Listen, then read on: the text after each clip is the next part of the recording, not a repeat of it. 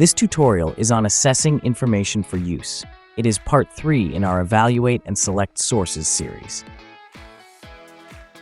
After watching this tutorial, you'll understand the importance of choosing the best sources for your project and recognize the difference between a source being acceptable and being the best. Finding information is not the end of the research process.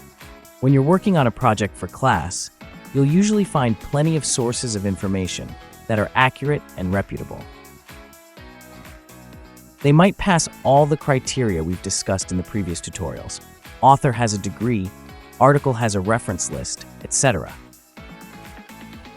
However, not all of those sources will be the right ones to include in your project. Before you commit to using and citing a source, consider the following things about it. We call this the FIT method. The F stands for Fulfills Assignment Requirements. Make sure you follow your instructor's guidelines. Your source might be the best preserved diary by a Confederate soldier that you've ever seen. But if your instructor wants you to use secondary sources, it's not the right source for you.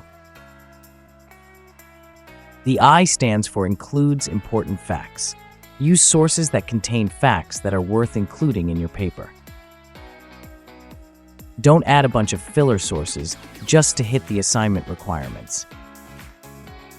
You may have found the best book ever written on phantom pain in amputated limbs, but if the book only mentions the Civil War once, it's not the right source for a paper on the Civil War.